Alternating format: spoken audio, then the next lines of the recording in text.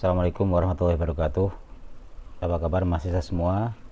Semoga di hari kuliah ini kita selalu sehat dan selalu dalam lindungan Allah. Sebelum kita mulai, mari kita berdoa dulu. Semoga kita tetap sehat, lancar, dan bisa mengambil hikmah dari kuliah ini. Berdoa dipersilakan.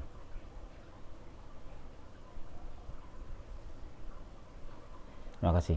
Nah, sebagai syarat untuk melengkapi bahan ajar, fakultas menyarankan atau meminta untuk membuat rekaman-rekaman kuliah yang untuk mempermudah bagaimana interaksi itu dilakukan antara dosen dengan mahasiswa. Nah, saya yang baru kuliah beberapa kali ini, mungkin yang kedua, dengan menggunakan rekaman.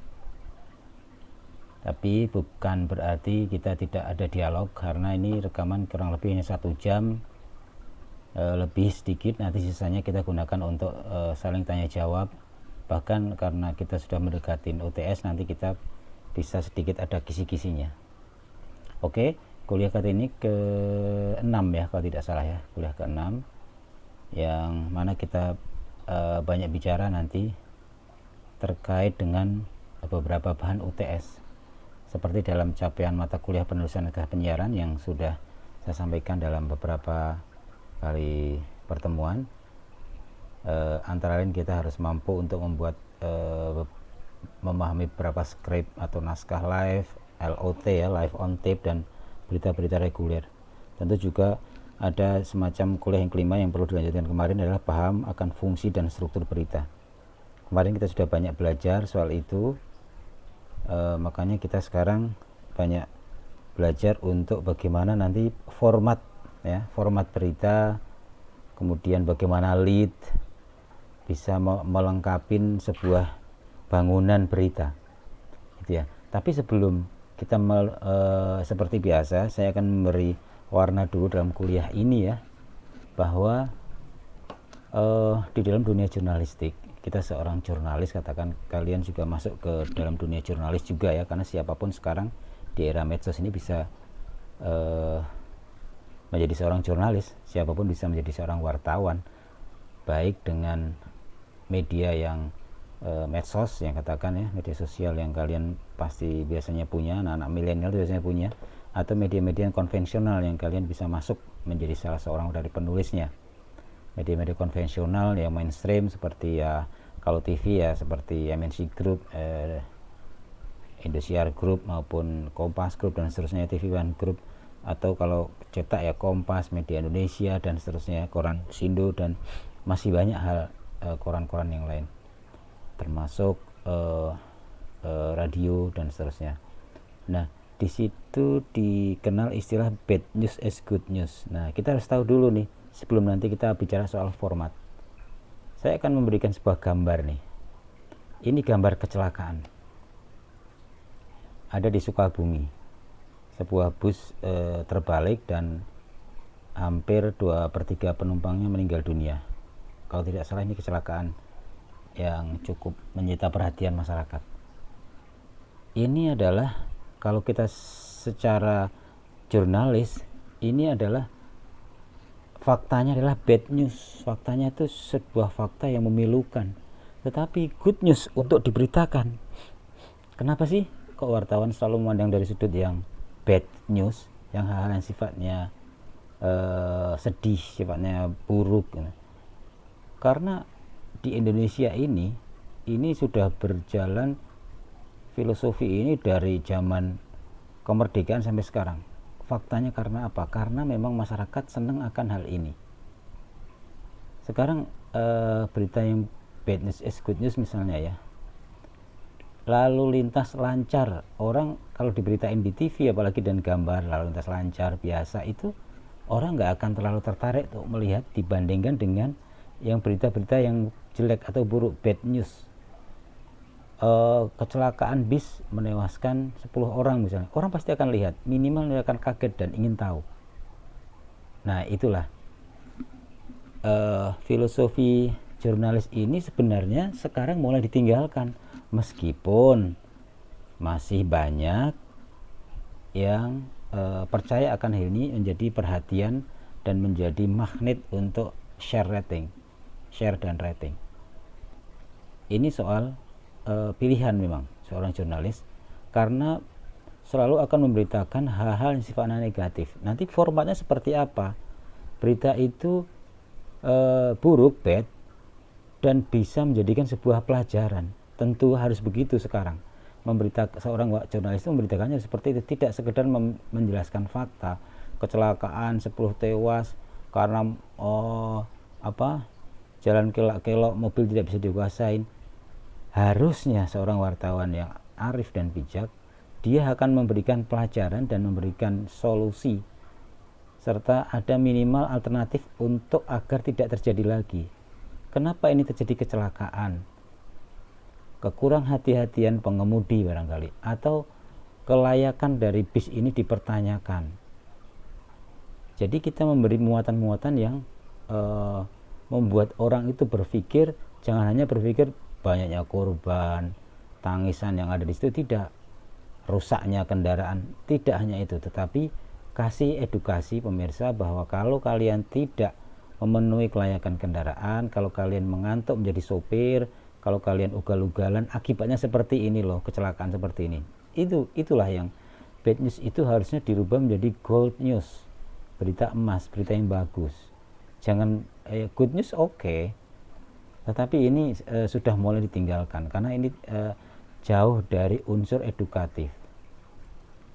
Apalagi seperti ini, berita banjir. Ini menarik banget gambar ini. Menarik untuk dinikmati.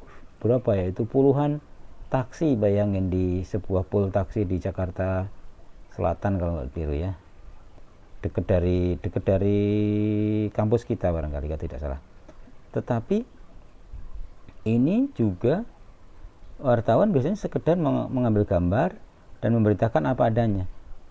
Wartawan yang punya jam terbang seharusnya dia akan memberikan solusi. Ini bisa dihindari kalau misalnya pemiliknya ini tanggap akan adanya banjir yang begitu cepat merambah di kawasan itu, sehingga mobil-mobil bisa dipindahkan dulu kalau ketahuan memang biasanya daerah situ banjir yang cukup tinggi misalnya gitu ya. Jadi diberi solusi, tidak sekedar bad news is good news. Masyarakat senang dikasih gambar kayak gini, senang banget untuk melihat, gila ya, mobil banyak tenggelam dan seterusnya gitu, pasti senang. Iya, siapapun menonton ini. Tapi drama ini tidak sekedar menjadi drama berita, tapi juga ada unsur edukasi untuk memberi solusi, harusnya begitu. Jadi tidak sekedar bad news is good news. Yang saya katakan tadi, bad news is gold news. Satu berita yang buruk jadikan berita yang emas, berita yang ada unsur agar berita itu peristiwa itu tidak terulang kembali. Termasuk pray for Nanggala 402 ini yang sekarang baru rame-rame, semoga 53 krunya syahid dan mendapat tempat dengan wafatnya husnul khotimah ya. Karena ini masih banyak polemik yang mana penyebabnya apa sebenarnya, apakah karena kapal retak, apakah karena torpedo yang mau dilepaskan saat latihan itu meledak di dalam kapal, atau memang ada unsur yang diserang oleh kapal selam dari negara lain yang ada di zona ekonomi eksklusif di situ. Ada ALKI, daerah yang bebas internasional, laut internasional. Ini masih banyak kemungkinan karena belum penelitian yang mendalam. Karena penelitian sekarang adalah apa yang dilakukan tim SAR sekarang, tim TNI dan tim dibantu dari Singapura dan Australia adalah kemungkinan besar bagaimana bisa menyelamatkan barang-barang ataupun rongsokan, minimal kapal itu apakah bisa diangkat atau tidak, atau minimal ditemukan dari berbagai puing-puing yang ada di dasar laut. Itu baru disahkan. Nah, ini juga kalau kita kaitkan dengan bad news is good news, ini memang sebuah berita yang menyedihkan.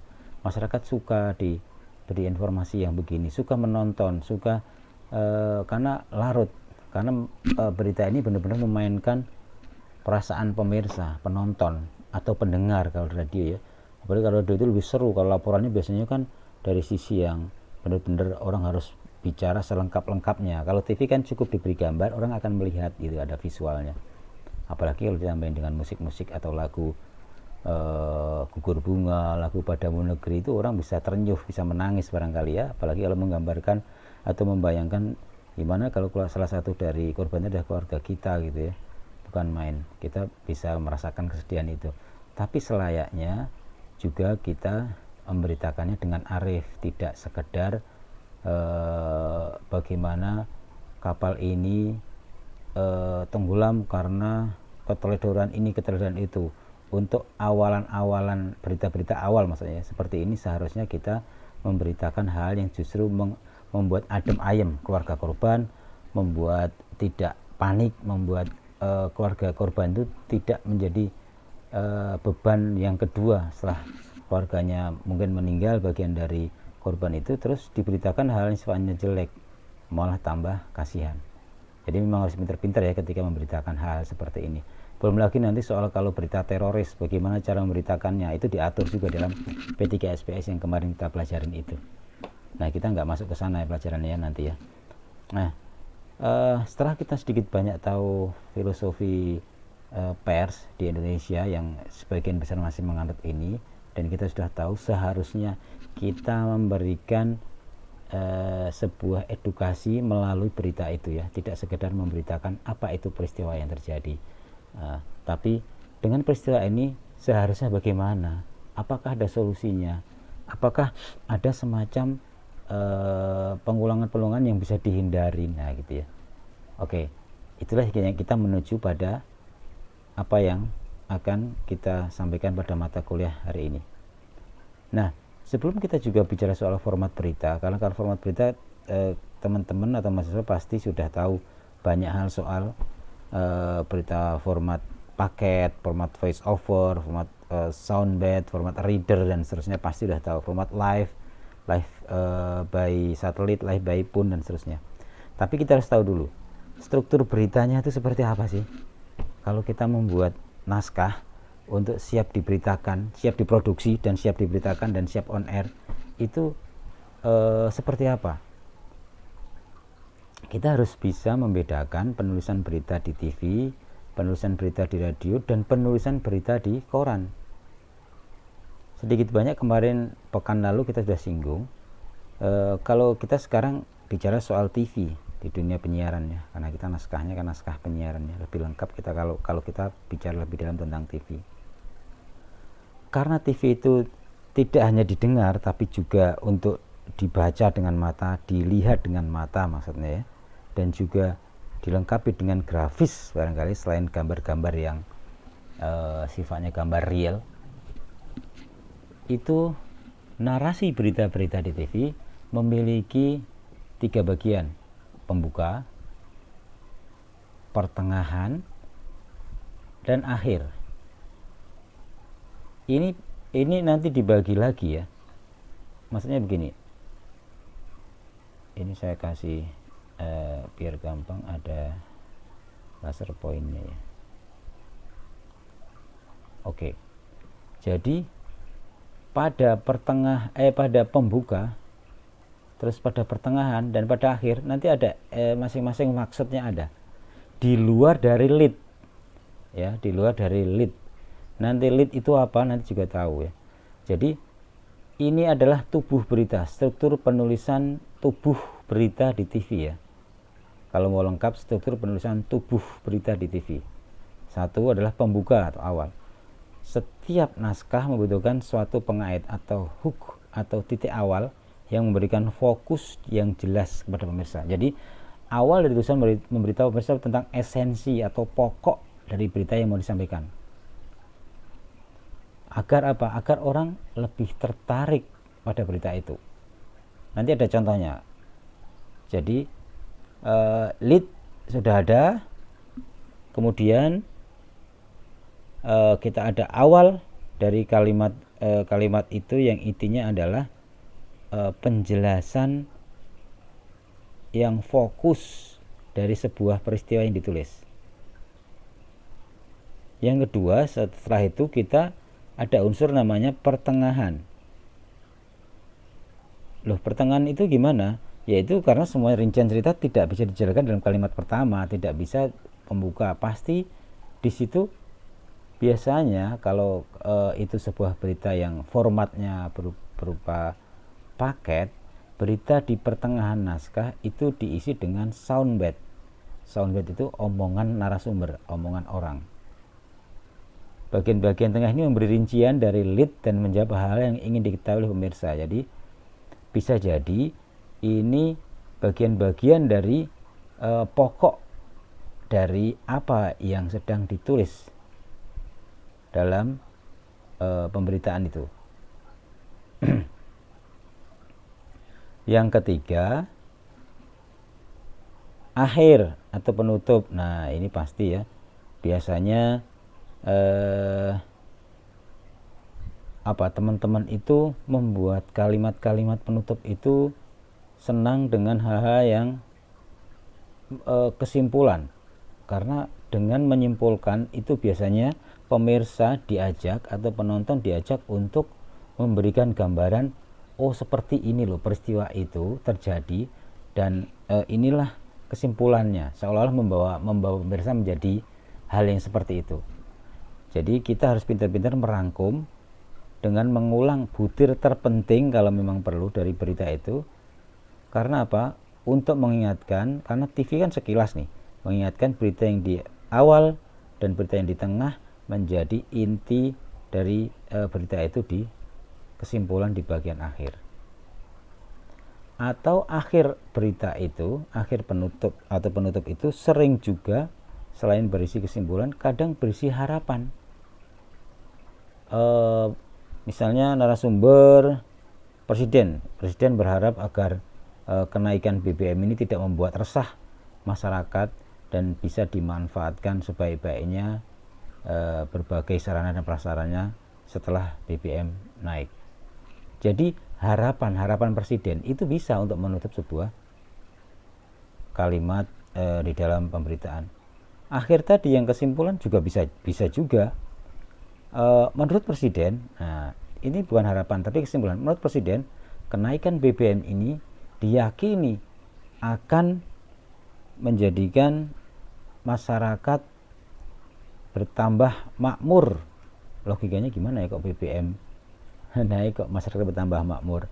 Maksudnya ekonomi akan bergerak karena dengan harga BBM naik berarti harga-harga yang di tingkat petani, gabah dan seterusnya bisa naik dan kesejahteraan bisa naik. Walaupun pada dasarnya harga BBM naik itu kalau zaman Soeharto dulu atau era Orde Baru bahkan era reformasi, kenaikan BBM sedikit pun biasanya diprotes. Tetapi Pak Jokowi beberapa kesempatan menyimpulkan bahwa kalau kita tidak menaikkan BBM, ekonominya juga tidak akan naik-naik. Ini bisa jadi masih debatable ya, karena yang namanya kesimpulan itu kesimpulan menurut narasumber gitu ya. Bahwa kemudian wartawan mengambil kesimpulan itu kalau narasumbernya berbicara seperti itu ya kita sampaikan seperti kemauan narasumber. Itu ya, jadi 3 hal dalam struktur penulisan berita, ada awal, ada pertengahan, ada penutup atau akhir. Nah, ini contoh-contohnya ya. Nanti kita detailin satu persatu. Contohnya ini dulu apa? Kita sebentar.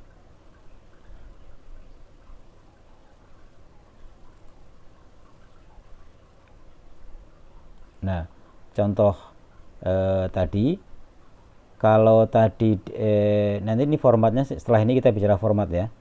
Ini format paket ya, ini format paket di mana kalimat ataupun apa yang disebut dengan bagian awal, bagian tengah dan bagian akhir. Ini roll paket, ini tulisan roll paket ini ya. Roll paket ini menjadi pembatas antara tubuh berita itu ini yang menjadi 3 bagian dengan lead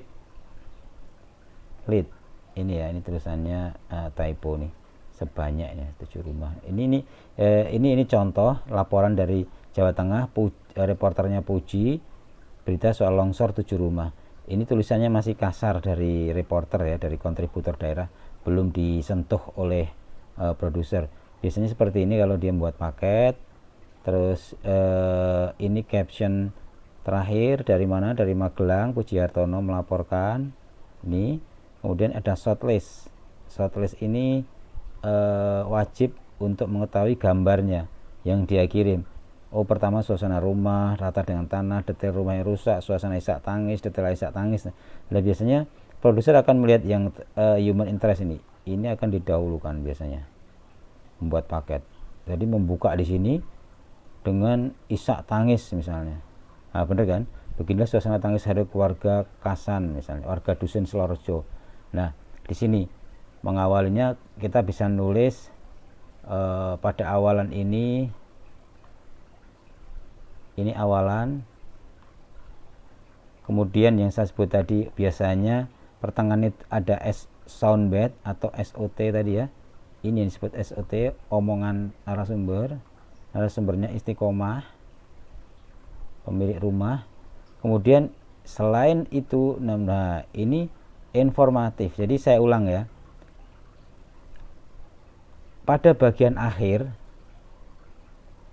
bisa berupa, pertama adalah kesimpulan yang tadi disebut pertama, bisa juga harapan, bisa juga informasi yang pelengkap atau informasi yang baru terkait kalau di sini informasi kurang lengkap dilengkapin di sini di bagian akhir. Jadi ini bagian awal gitu ya. Ini bagian tengah. Ini bagian akhir. Oke, akhir. Oke. Jadi tahu ya, ini paket. Nanti jenis VO lain lagi, voice over. Ini jenis paket. Nah, ini jenis VO. Nanti kita kembali ke sini ya. Leadnya ini coba perhatikan lead. Ini dibatasin role VO. Ini dibagi awalan, tengah, akhir. Kalau VO, kalau bukan ini VO SOT. Nanti agak cepat dikit ya. Ini batasnya di sini ya, role VO. Ini kalau role VO nanti apa sih VO itu? Apa sih VO SOT? Apa sih paket itu? PKG ya, package. Dan apakah sih naskah live itu? Nah, ada syarat-syaratnya. Nah, sebelum ini nanti kita terangin, kita masuk dulu ke format berita yang saya sampaikan tadi. Setelah kita tadi tahu bad news is good news, sedikit banyak bentuk berita, tubuh berita itu terdiri dari awal, tengah, akhir. Awal itu isinya apa, tengah isinya apa, akhir isinya apa. Yang jelas sudah saya sampaikan tadi, kalau di akhir adalah harus minimal ada apakah kesimpulan atau harapan atau informasi baru. Yang di awal adalah bisa fokus membawa peristiwa itu yang terjadi. Yang di tengah biasanya inti dari berita itu atau peristiwa itu dilengkapi dengan narasumber berbicara. Itu paket-paket yang reguler, paket-paket yang biasa. Ada yang di luar kebiasaan. Bisa aja narasumber itu di depan atau di akhir, bisa jadi. Itu tergantung kreativitas masing-masing. Oke. Kemudian ini format berita yang saya sebut dari awal. Reader. Ini format berita TV yang paling sederhana. Jadi dia hanya berupa lead in yang dibaca oleh presenter. Berita ini sama sekali tidak memiliki gambar atau grafik, terutama di TV ya. Karena berita reader ini penting, biasanya penting banget. Kenapa sampai harus perlu reader? Penting karena pada saat program berita sedang berjalan, tiba-tiba ada informasi yang harus disampaikan. Makanya produser dengan cepat harus membuat reader. Misalnya begini, pada saat berita itu jam 12 siang misalnya ya, kapal selam misalnya, kapal selam itu waktu kemarin itu waktu berita sore ya, Jadi waktu saya melihat sendiri, waktu iNews sore berlangsung jam 4:30. Nah, berita jam 4:30, beritanya masih kapal belum ditemu, kapal selam itu belum ditemukan hari Minggu ya. Kapal belum ditemukan, bahkan masih berharap para korban atau para TNI Angkatan Laut, ada juga yang marinir pelaut itu masih hidup, masih berharap bisa ditemukan walaupun belum jelas seperti posisinya di mana dan seterusnya. Tiba-tiba jam 5 sore ketika masih program berjalan, Panglima TNI langsung menyatakan ingin jumpa pers dan akan buat pengumuman penting. Lah biasanya pengumuman penting itu karena waktunya tinggal sedikit akhirnya dibuat reader. Tidak sempat membuat berita yang terbaru ini dengan editing, dengan grafis atau dengan gambar, video, karena waktunya sudah mau habis nih. Buat reader, diketik di komputer dan nanti dibaca oleh presenter bahwa Panglima TNI menyatakan 53 awak kapal Sela 402 dinyatakan meninggal dunia dan bangkai kapalnya ditemukan melalui ROV, jadi sebuah kapal dengan robot di bawah laut dengan kedalaman 800 meter.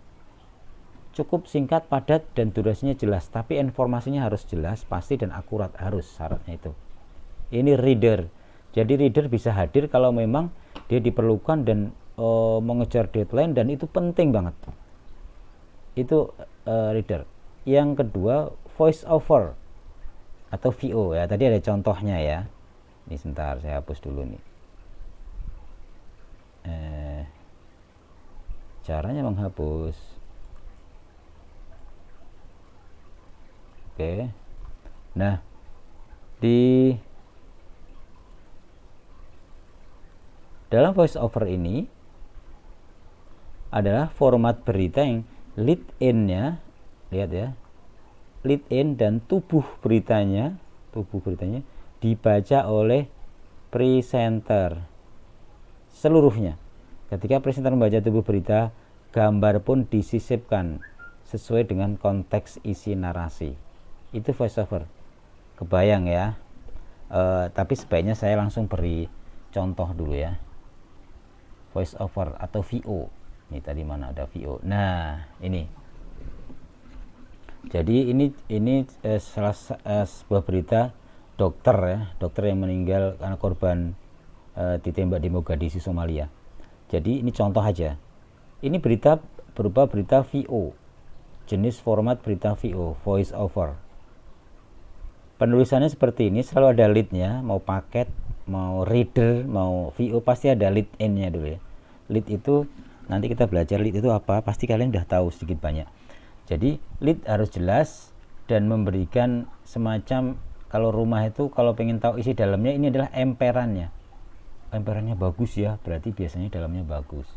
Kalau emperannya udah kumuh, udah apa, pasti dalamnya juga mirip-mirip lah gitu.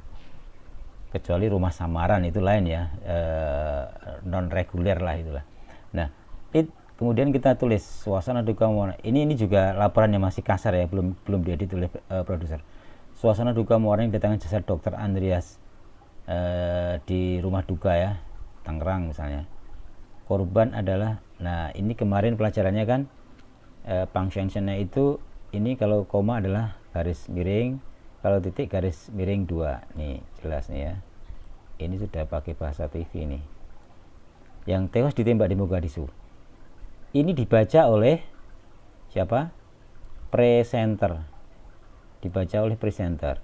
Kemudian roll VO, inilah kode roll VO, ini kode yang disepakati oleh produser dan visual man itu orang di studio yang tugasnya untuk meng-on off kan gambar atau visual atau paket berita.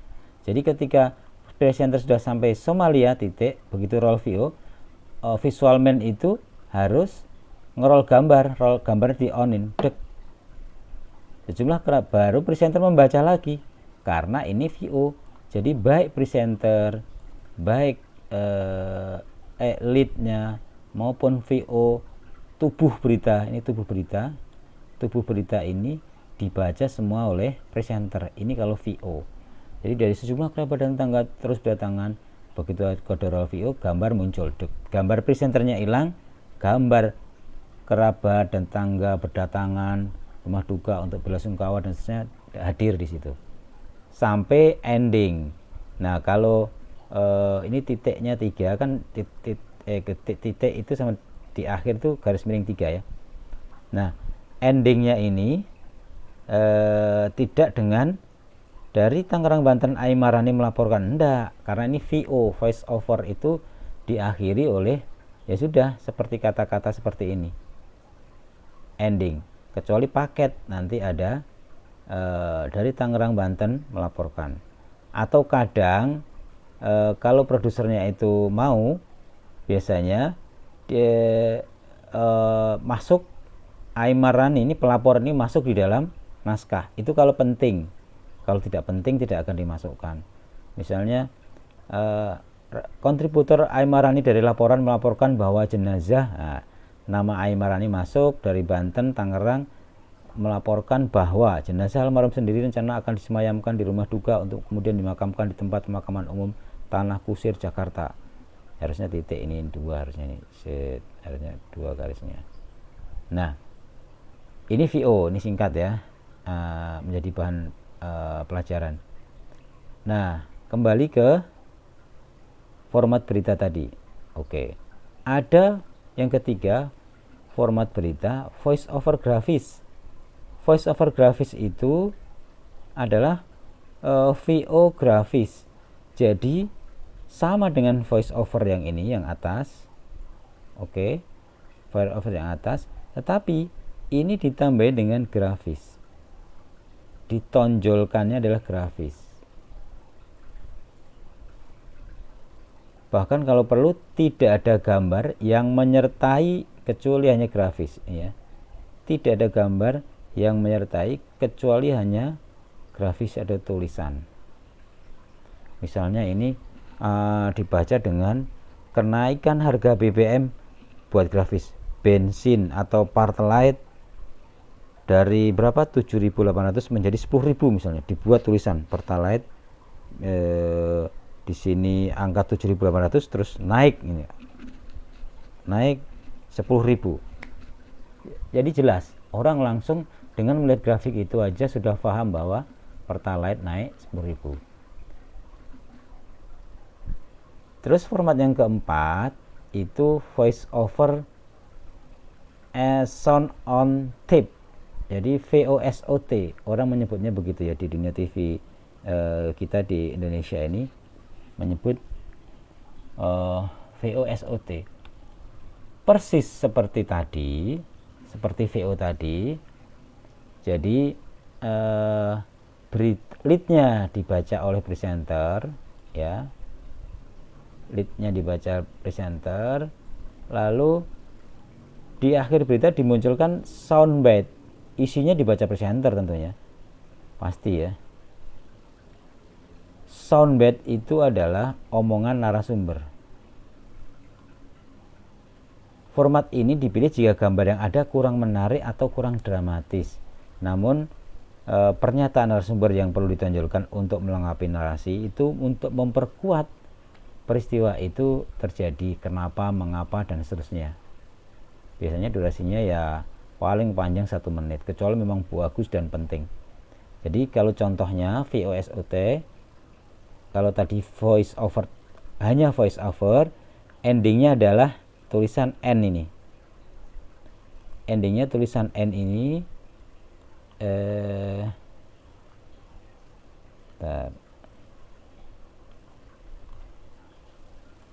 jadi cukup di sini ketika hanya roll VO. Bedanya dengan VOSOT, nah ini contoh VOSOT. Lead tetap ada, dibaca oleh presenter, kemudian roll gambarnya. Ketika presenter membaca sampai di sini, roll gambar, ini tetap dibaca oleh presenter. Kemudian di endingnya, tadi kan kalau VO di sini, nah ini di sini endingnya di sini. Sebelum ending, ketika presenter membaca sampai karyawannya sendiri selesai, langsung muncul soundbite Joko, kerabat korban ngomong apa. Nah, makanya berita ini disebut VOSOT. Jadi ini VO sambung SOT. Paham ya? Moga-moga paham. Nanti kita dialog. Oke.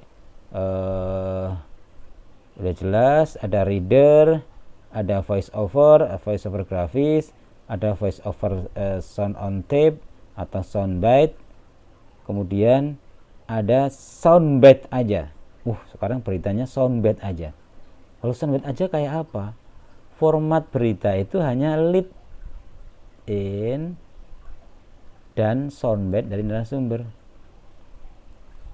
Jadi kalau hanya tadi ya, kalau ini contohnya tadi ya. Kalau VO lead in, ini lead ya, lead.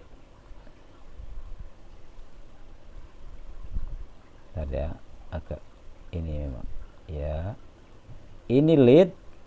Kemudian kalau VO ya beritanya apa? Dibaca oleh oleh presenter.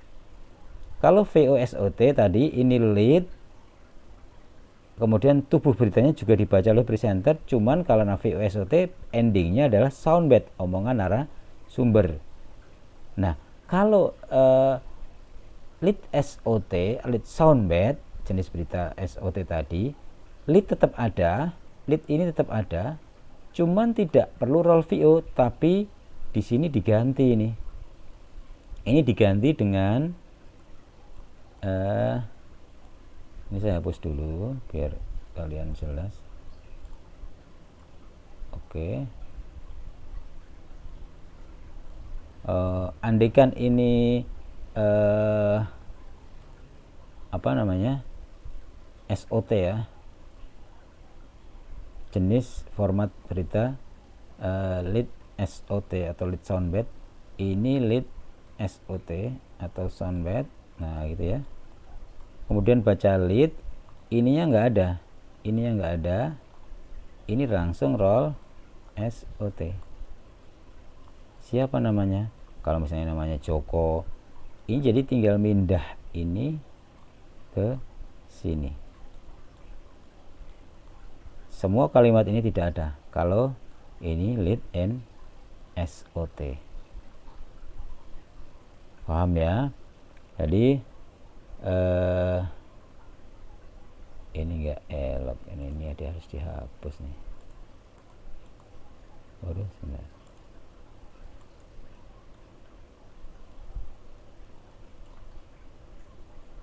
VO, voice over grafis, kemudian voice over, kemudian lead sound on tape atau soundbite. Jadi hanya lead dan pernyataan narasumber. Biasanya kenapa kok dipilih ini? Nanti kalau ada pertanyaan di dalam UTS misalnya ya, kenapa kok dipilih produser memilih jenis format berita sound on tape atau SOT? Karena pernyataan narasumber dianggap lebih penting untuk ditonjolkan dibanding visualnya. Jadi kalau misalnya kemarin itu kita bicara soal jumpa pers Panglima TNI yang mengumumkan bahwa 53 TNI Angkatan Laut yang berada di kapal Nanggala 402 itu meninggal dunia setelah kapalnya pecah.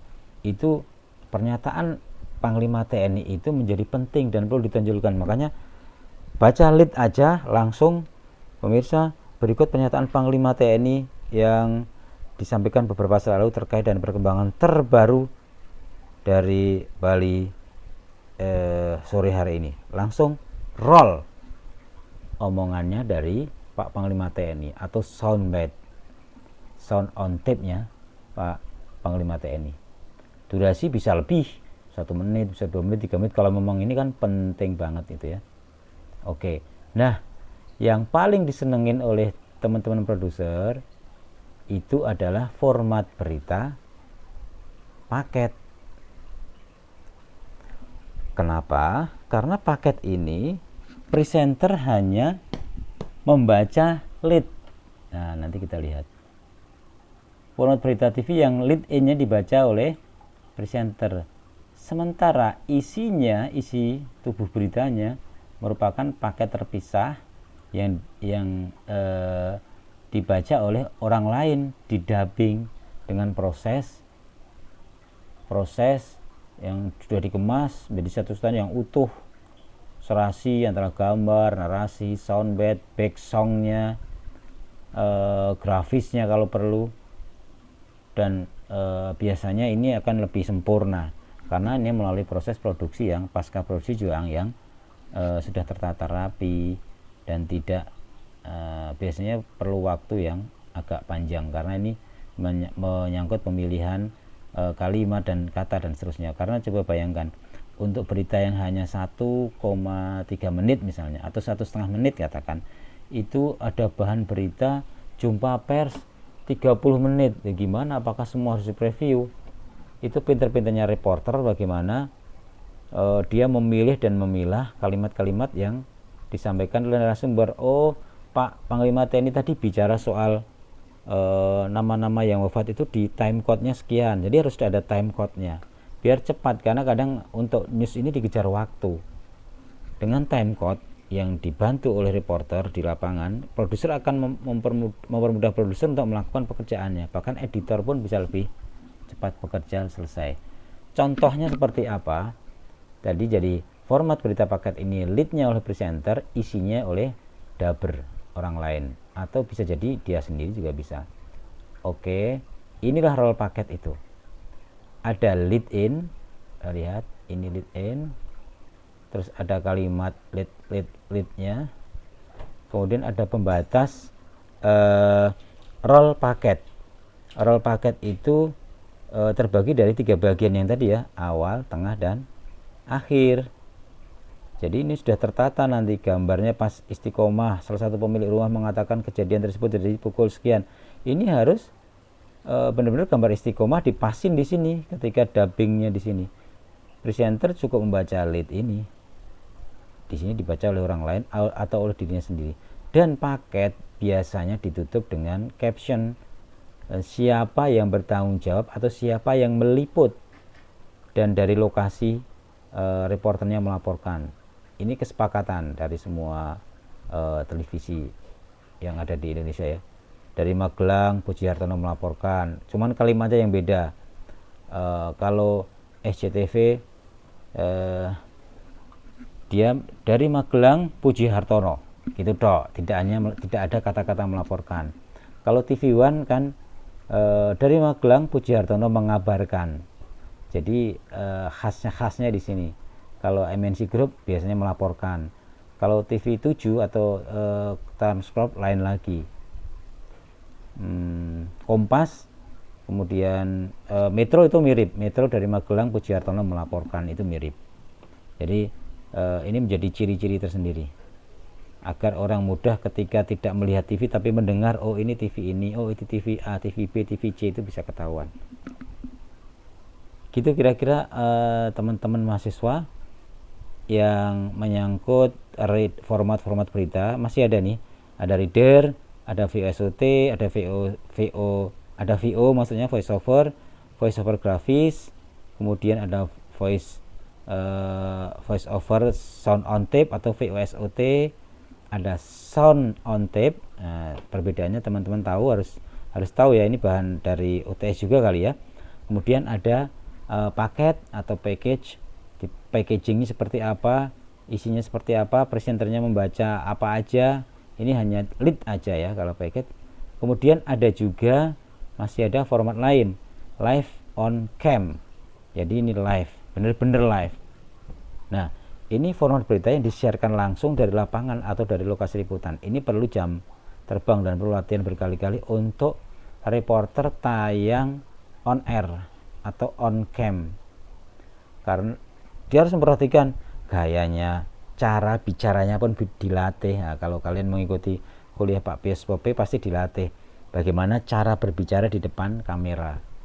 mulutnya, matanya, terus wajahnya harus kemana, kameranya di mana, wajahnya di mana, itu harus jelas.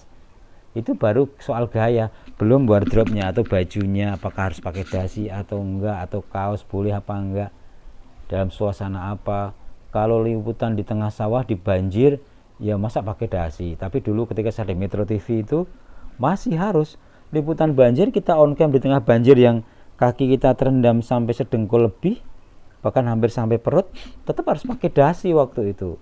Karena sanksinya kalau dasinya dicopot dilihat banyak orang ya, itu berarti melanggar peraturan. Akhirnya makin kesini makin tidak ketat. Ya masa di laporan banjir itu pakai dasi sih?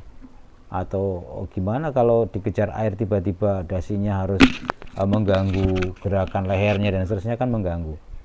Bahkan harus seragam pun akhirnya seragam yang bisa fleksibel kalau suasana banjir atau longsor atau gunung meletus, itu bisa aja, tidak harus formal banget. Nah, karena sifatnya siaran langsung, teman-teman itu harus handal, pintar memilih dan memilah kata-kata. Karena apa? Akan kelihatan kalau banyak pemirsa, menurut saya banyak itu pun cukup mengganggu. Saya pribadi awalnya ketika di Metro TV dulu latihan itu suka dengan karena masih mikir apa yang kita laporkan itu belum nyantol di dalam otak kita untuk kita laporkan. Ada reporter yang sekali baca apa yang mau dilaporkan sudah paham tanpa melihat teks lagi. Tapi ada reporter yang benar-benar dia harus teks seperti yang ada di bukunya atau di prompter kalau memang di lapangan. Tapi di lapangan jarang ada prompter. Jadi lapangan itu penguasaan lapangan dan kecerdasan masing-masing reporter. Itu harus disesuaikan dengan kebutuhan kepemirsaan masing-masing. Maksudnya ada gayanya begini, kalian berbeda kalau live on cam di iNews dengan live on cam di RCTI atau live on cam di Metro TV. Kalau di RCTI mungkin harus to the point. Pemirsa, ini kejadian longsor di sini menyebabkan rumah kepala desa dan 10 rumah yang lain tertimbun, termasuk kepala desanya, bahkan keluarganya tertimbun sampai sekarang belum bisa diselamatkan. To the point, cepat durasinya biar tidak termakan panjang, karena durasi di RCTI atau di TV-TV hiburan itu mahal harganya. To the point, berita pun dihitung begitu. Nah kalau TV berita, either itu iNews, Kompas, TV One, dia bisa agak bertele-tele. Pemirsa, dengan gaya moving misalnya, kayak bergerak sambil duduk membawa sebuah, mungkin dalam banjir itu ya ada potongan tangan boneka, bisa cerita, pemirsa, saya tidak membayangkan ini potongan tangan boneka kesayangan salah seorang anak korban banjir atau korban longsor yang saat ini masih berada di bawah tumpukan tanah itu. Kita berharap agar pemerintah ataupun tim SAR segera bisa mengevakuasi korban yang masih tertimbun bersama rumah yang kedalamannya sekitar 5-10 meter misalnya. Jadi bisa menggambarkan dari sebuah barang yang cukup membuat orang sangat terharu dengan barang ini aja bisa rusak seperti itu. Apalagi nanti orangnya, kebayang kalau ketimbun ketimbun tanah longsor di situ. Jadi begitu ya, live on cam ini sebenarnya reporter live, dan ini karena sifatnya mahal itu karena apa? Karena live itu menggunakan satelit ataupun menggunakan yang namanya alat tuh TVU, live view ataupun SNG yang mobil yang gede-gede itu.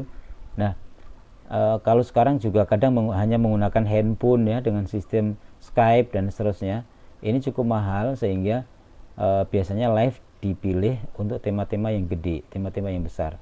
Ya ada juga sih live yang tema-tema yang sederhana atau human interest ada, tapi itu biasanya untuk program berita yang khusus. Tapi untuk news itu biasanya dipilih peristiwa yang besar, kapal tenggelam, banjir, terus misalnya kecelakaan yang gede misalnya, itu bisa jadi. Format yang lain adalah live on tape. Bedanya apa live on cam dengan live on tape? Kalau live on tape, teman-teman perhatikan ya, ini format berita yang direkam, namanya aja tape, direkam secara langsung di tempat kejadian, di TKP. namun siarannya akan ditunda atau delay. Jadi reporter merekam dan menyusun laporannya di tempat peliputan dan penyiarannya baru dilakukan kemudian. Sebenarnya mirip dengan ini, mirip dengan live on cam, mirip. Cuman kalau live on cam ini benar-benar live saat dia bicara, saat itu dia on air. Sementara kalau live on tape, saat dia berbicara nanti di on air-kannya setelah sampai kantor atau pada jam-jam tertentu. Biasanya begini, kalau lebaran misalnya, ini mudik misalnya, berita mudik, jam lintas Ainus malam atau berita malam itu jam 11 malam. Jam 11 malam itu banyak reporter yang sudah dari pagi capek gitu ya untuk live atau untuk laporan langsung live on cam, sehingga dia harus di sore yang sudah malam gelap membuat rekaman suasana lalu lintas di kawasan yang sedang dia laporkan. Misalnya di Nagrek misalnya. Nah, dia merekam pada jam 7 sudah malam, rekam dengan cara bahasanya adalah live on tape, direkam dan disiarkan pada jam 11 malam. Dari jam 7 produksinya disiarkan jam 11 malam. Nah, ini namanya live on tape. Semua syarat-syaratnya sama. Apa aja? Nah, ini teman-teman.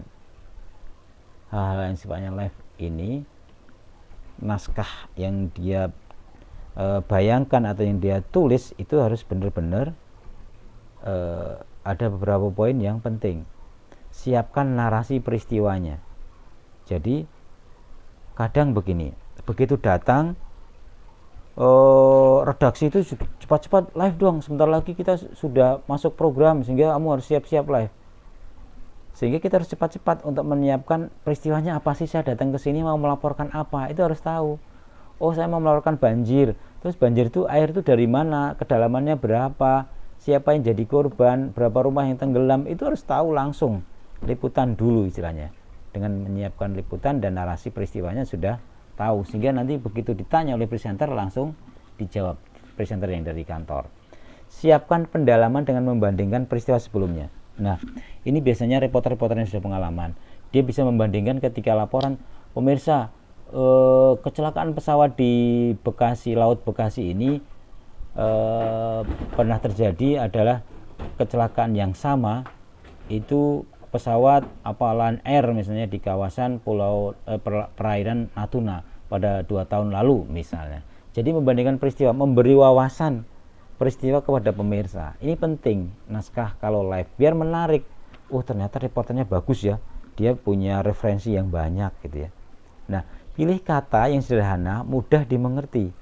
Namanya juga live, harus karena sekilas, cepat, sederhana dan mudah dimengerti. Itu harus, ya memang harus latihan ya. Berpikir antara berpikir dan terucap dalam ucapan itu harus bisa satu kesatuan yang bagus. Jangan mikirnya udah telat, tell me ya, telat mikir, kemudian ngomongnya salah lagi. Nah, itu parah, nggak boleh live itu. Ada beberapa teman yang sudah latihan berkali-kali gitu, tetap nggak lulus karena suka lelet dan suka salah. Memang nggak bakat ya, kayak gini kan bakat-bakatan. Oke, selain itu perhatikan frasa dan rasa bahasa untuk pemirsa. Ini jelas penting karena gini, kenapa saya mau menekankan ini, terutama reporter ya, live-nya di grup itu. Kalau MNC TV itu capek banget, satu reporter bisa live di RCTI, live di iNews, live di MNC TV, live di Global 4 atau di MNC News 5 bahkan. Kalau SCTV kan hanya live di SCTV, live di Indosiar, satu orang itu kalau kejadiannya sama ya. Misalnya sekarang kapal selam nih, kita live dari Banyuwangi, orang yang meliput di situ kan satu orang, tapi dia laporan untuk stasiun TV-nya berwarna-warni. Frasa dan rasa bahasa yang dipakai setiap televisi itu berbeda-beda. Saya tadi bilang kalau RCTI to the point, kalau iNews dia bisa santai, detail, bahkan pelan, memakan durasi agak panjang, nggak apa-apa karena TV berita butuh itu pendalamannya. Jadi perlu juga sampaikan dengan detail gitu ya, detail kalau terutama TV-TV yang berita yang memang harus detail. Bukan berarti TV hiburan tidak detail ya, tapi disampaikan mempertimbangkan durasi juga. Jadi to the point, mana yang penting, ingat frasa dan rasa bahasanya. Gaya bahasa pemirsa RCTI itu apa gimana ya. Terus pemirsa GTV itu anak-anak milenial, saya harus bahasanya dengan ikut milenial. Kalau pemirsa MNC TV banyakkan pemirsanya adalah ibu-ibu, sehingga saya harus menyesuaikan bahasanya ibu-ibu misalnya. Itu harus dipertimbangkan betul. Memang enak ya kalau kayak Kompas ya, dia satu reporter untuk satu TV, jadi enak ya. Itulah nggak berpikir pada TV-TV dengan gaya bahasa, frasa, rasa bahasa yang lain. Kurangi kesalahan dan jaga akurasi. Jadi kadang kalau kita kesalahan atau kata-kata yang nggak perlu nanti itu reporter banyak gitu ya. Itu udah judgementnya udah nggak bagus untuk reporter itu. Jaga akurasi, jangan sampai keliru. Keliru itu dampaknya bisa panjang dan banyak. Karena apa? Wah, saya pakai lagi ya. Jadi kalau lagi nih, cerita wartawan itu infotainment RCTI waktu itu silet, pernah hanya salah kurang akurat, akurasinya tidak dijaga dan dia live, itu akhirnya programnya itu dikurangi setengah jam dan akhirnya sempat ditutup silet di RCTI dulu. Laporan apa? Kalau ingat kalian dan cari di YouTube tuh banyak laporan soal Gunung Merapi meletus. Dia bilang bahwa Gunung Merapi meletus, awan wedus gembel yang panasnya sampai 600 derajat itu bisa sebentar lagi akan sampai pada kilometer 25 kalau nggak gitu. Padahal dia itu berada di kilometer 12. Harusnya hanya 2,5 km. Dia menyebutnya 25 km. Kehilangan ini apa? Koma, tapi ini fatal. Sehingga apa? Sehingga perlu akurasi kalau kita membuat naskah live atau merancang naskah untuk live. Memang harus bekerja keras dan cerdas untuk urusan live di televisi itu. Oke, biar cepat teman-teman, karena ini kan kuliah yang ke-6 ini nanti jadi bahan untuk UTS ya, sehingga teman-teman harus perhatiin ya. Nanti saya bagi mungkin di akhir pekan ini nanti siapkan makalah-makalahnya untuk kalian di grup, nanti saya kirim insya Allah. Ingetin aja ya ketuanya ya. Oke, yang 9 live by phone. Nah ini seperti biasa sekarang di TV-TV gitu di kala pandemi ini sering dilakukan kalau narasumber itu tidak bisa dengan Skype atau tidak bisa dengan WA call misalnya atau dengan visual ya. Mereka gunakan live by phone. Kayak kemarin kita wawancara dengan Kasal di iNews itu sempat tiba-tiba drop sinyal yang untuk bisa memancarkan visual, sehingga untuk memenuhi waktu live di program itu akhirnya menggunakan live by phone.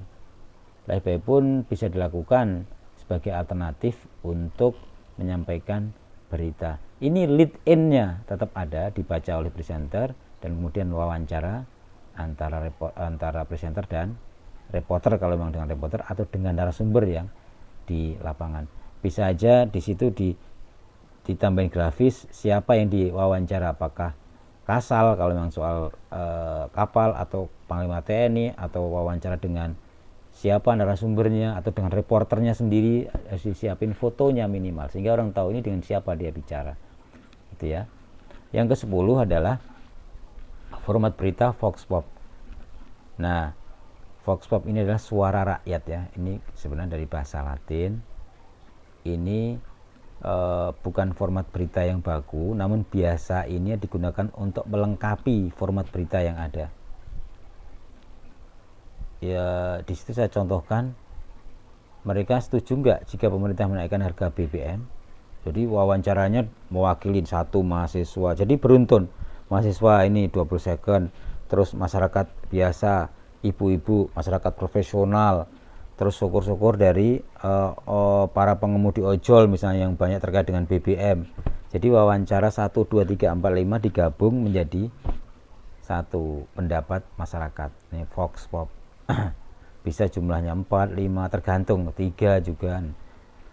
Dia memberi pernyataan yang singkat yang bisa memberikan masukan atau pendapat terkait dengan kebijakan atau terkait dengan sebuah peristiwa. Oke. Itu bagian pertama dari kuliah kita di hari ini. Nanti ada bagian kedua, kita mungkin akan diskusi dulu. Kita lanjut di bagian kedua nanti. Assalamualaikum warahmatullahi wabarakatuh.